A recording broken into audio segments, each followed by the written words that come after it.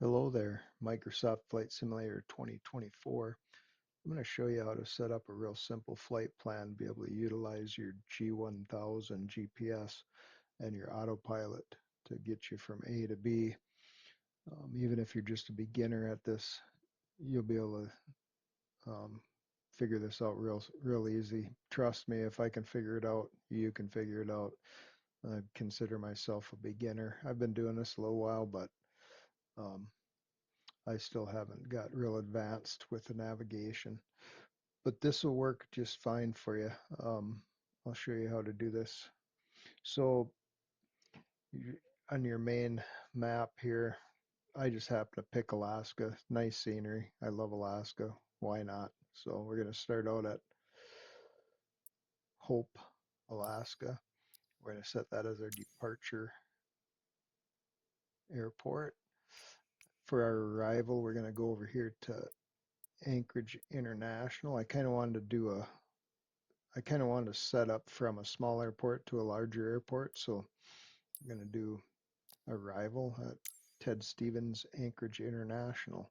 So now this is a flight plan. I mean, you can get into your EFB and create a flight plan through all this, but as you can see, just from the map, it's already loaded this simple flight plan into the flight planner. Obviously, you can go in here and do all kinds of other stuff, but for now we're doing just a simple one. VFR, visual approach.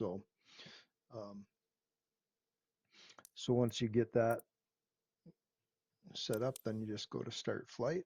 Uh, Real quick, so this Garmin 1000 is in the Grand Caravan, Cessna 172, the TBM.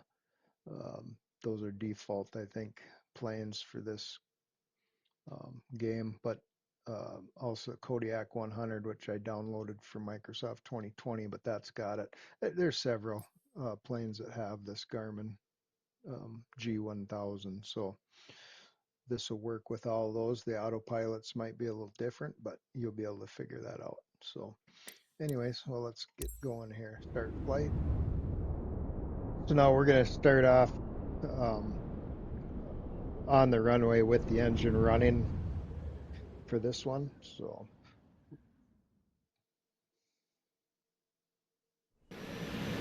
5 Hotel, Oscar traffic. TBDF 25, Tango Papa, Tango Foxtrot 25. Taking off, runway tree 5. Departure to the north. 5 Hotel, Oscar traffic.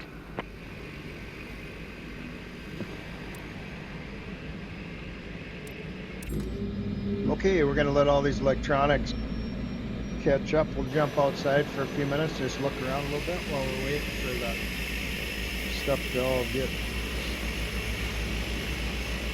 fired up.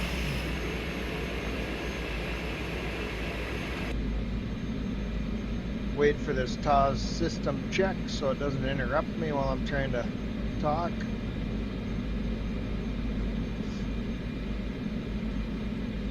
TAWS system test, okay.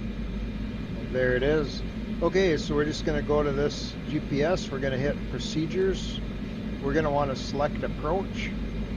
Now, in order to scroll up and down within these windows, you use this inner knob and you can scroll, but we do want to check the top one. So we're going to go ahead and hit select approach.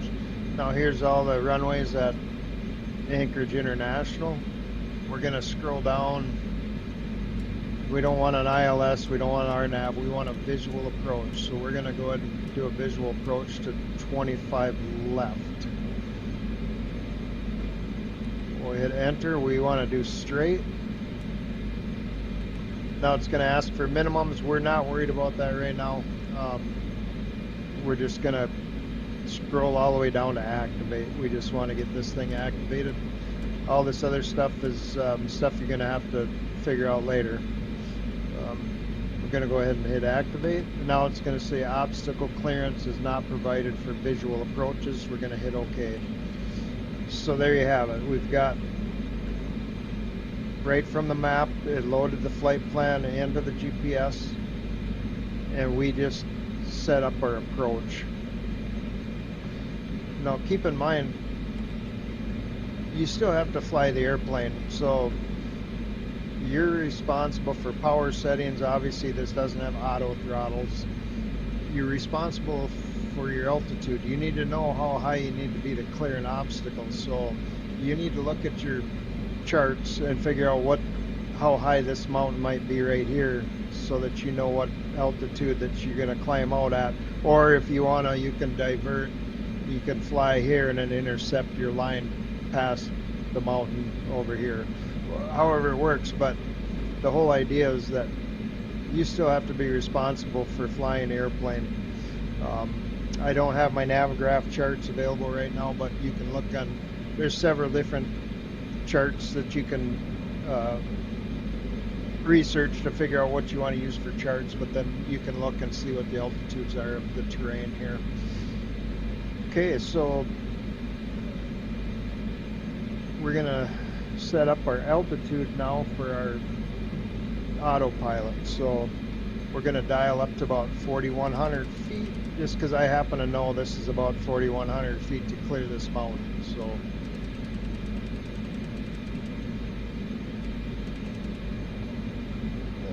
we're gonna go 4,200 to be safe. I'm gonna hit flight level change. That locks in that 4,200. So now the GPS is gonna want to go to 4,200 feet when we turn it on. So the flight level change, we need to get a number into this spot so that the autopilot knows what speed it needs to be aiming for to climb to this 4,200 feet. So we're going to go ahead and dial in about 90 knots, and I will explain to you how that works here in a second if you don't already know. Now, another disclaimer, I'm consider myself a beginner. I may not be doing everything. There may be guys out there going, no, you're doing that wrong. You don't know what you're talking about. You're probably right. I don't care. I'm having fun. I'm showing you what I know, and we're gonna just keep going.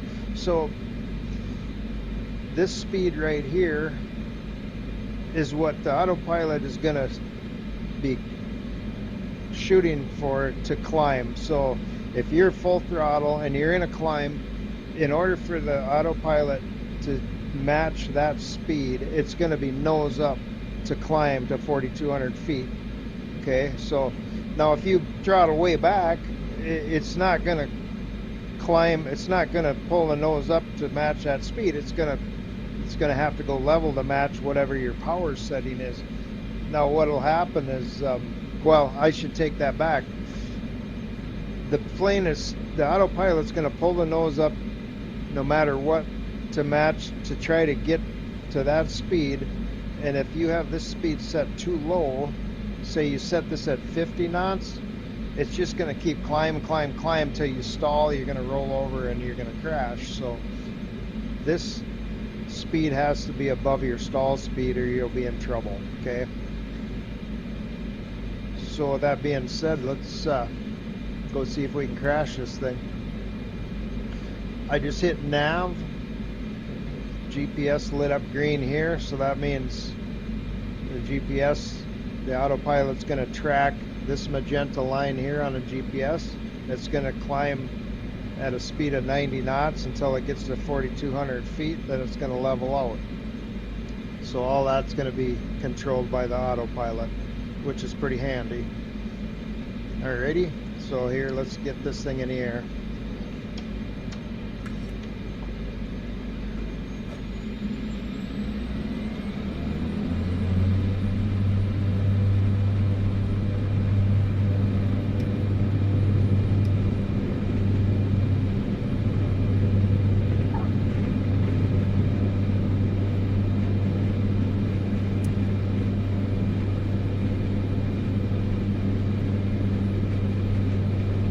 Okay, I'm going to go ahead and turn my autopilot on. I'm going to drop some flaps. Or what I meant to say, I'm going to pull the flaps up. Now the autopilot's going to freak out trying to find that magenta line for a couple minutes here, but then it'll level out. typically you're going to want to climb out, hand fly the airplane, intercept the line, and then hit your autopilot. But I went ahead and demonstrated autopilot engaged right away.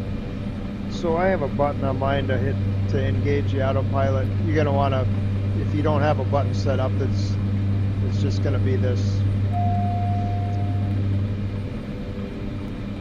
there. Okay, so now we're flying, following that magenta line on a GPS.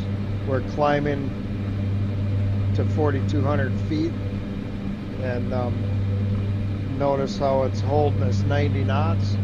Now say I want to climb a little faster, I can go to this and I can go up arrow. It's going to raise, it's going to lower that speed, so it's going to pull the nose up even higher. It's going to, vertical speed's going to go up because it's going to want to chase that lower speed that I just dialed in there.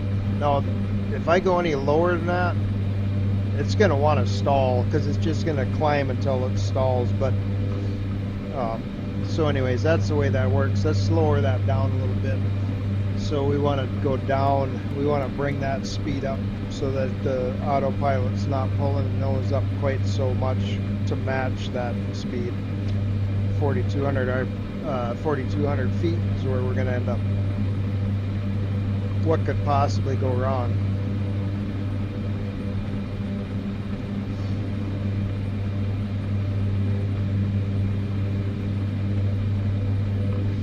Okay, so there you have it. Now obviously if you wanted to, on a longer flight, I just don't have time and I'm just trying to concentrate on one thing at a time, but you could be talking to air traffic control, you tune Anchorage approach, they're going to give you a runway to land and everything, but we're already set up. We're just going to land this thing. We're not going to talk to air traffic control. Maybe I'll make a video later on all the ins and outs of air traffic control. It's actually pretty, there's actually a lot of stuff in there that's really cool once you learn how to do it. I've only scratched the surface myself, so lots and lots of fun stuff.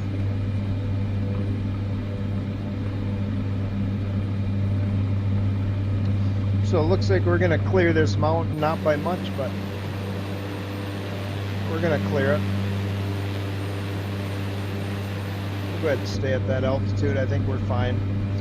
As soon as we get on the other side of this mountain, we're going to have to start setting up for our approach. So we get this top of descent, we're going to drop down to this altitude to 1678, and then when we get on our final,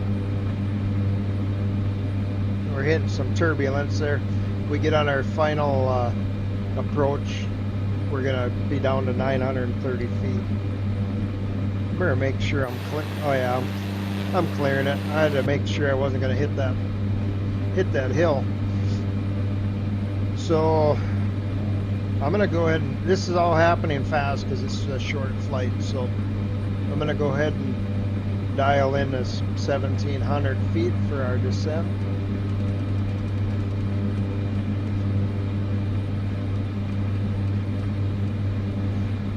Okay, so once I do that, I hit flight level change again, so it automatically throws in the last speed that you were at right here, so it wants to chase that speed. So in order to descend, I need to be going slower than that speed so that the plane will nose down and chase the speed, so, or chase that number.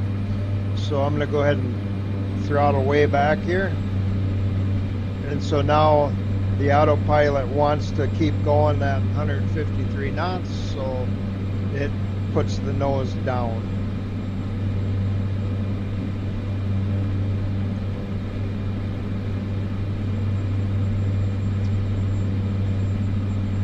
So there again, just the opposite of what we were doing on a climb out. It's chasing this speed, and it's just, the autopilot's going to keep us at that speed. So now if I throttle back up, it's not going to need to drop the nose to be at that speed. It's gonna level out because it wants to be going that speed. So, but we definitely want to descend. So I'm just gonna throttle back down again.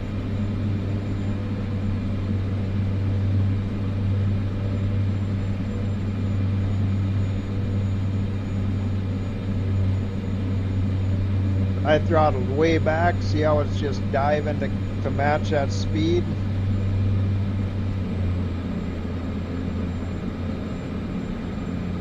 Ooh, I'm getting really fast now. I gotta quit doing that. Went up ripping the wings off. Anyways, I'm just trying to demonstrate how that works. So it's gonna level off at 1,700 feet. We're going to want to bring our power up because when it levels off, it's going to slow the plane way down. You don't want to get caught short. If you're throttled way back to descend and it levels out and you don't pay attention to your power setting, you could end up getting too slow really fast. I'm already back down to 130 knots, so, but I brought my power setting back up. Okay, so now we're going to take another look.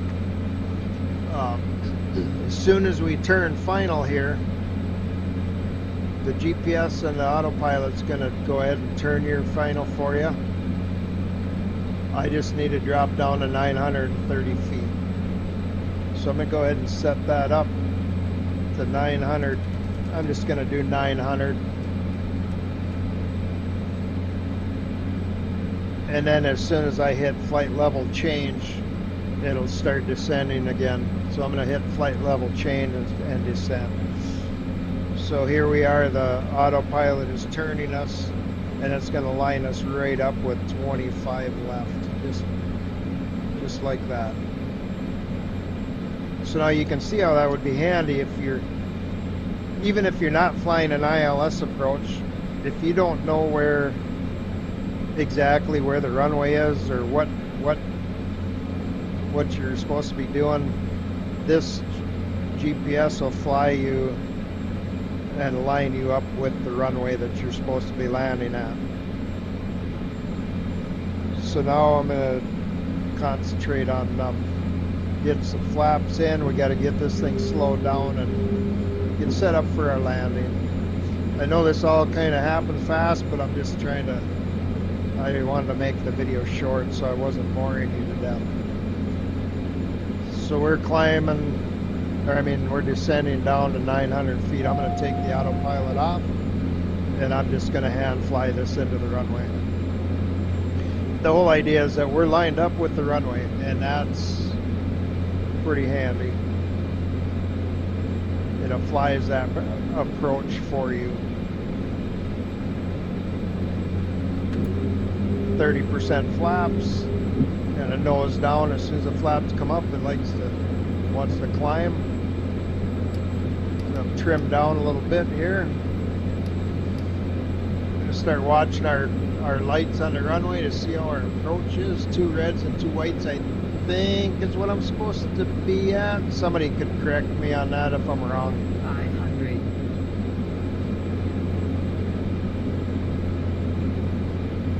But we'll get this thing landed.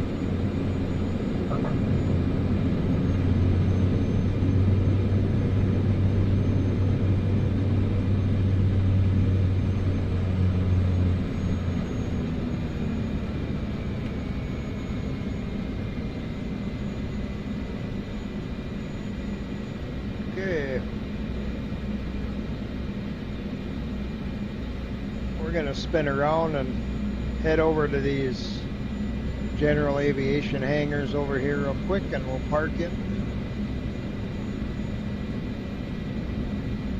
Actually, I may be wrong. These may not be general aviation hangars, but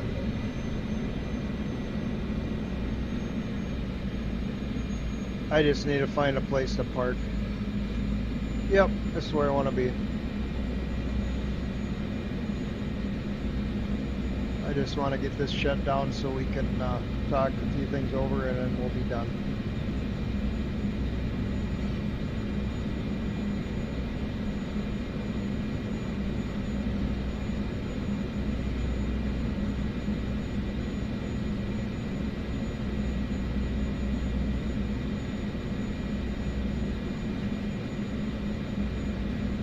Great Circle Airlines flight services.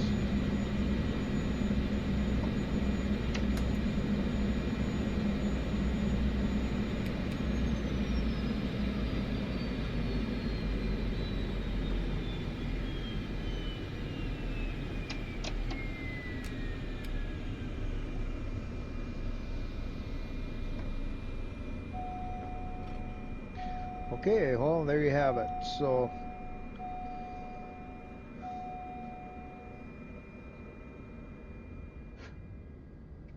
that's how you do just a real simple setup for your GPS with your flight plan. So even though we did it right from the map, it still set it up in this flight planner. You can create your own flight plans, but you're gonna have to look at videos to figure all that out. Setting the GPS, you can also enter a manual flight approach like we did, but you can enter it manually into the GPS also. There's so many things you can do, but I just wanted to show you a real simple way to um, get a simple flight plan from one airport to the next, be able to get on autopilot, have the GPS fly you there, and line you up with the runway. So um, I'm going to do some more videos on different topics, ATC, whatever. Like I say, I'm a beginner at this too, but I'm just trying to learn as I go, and I hope you guys have a good day. Bye.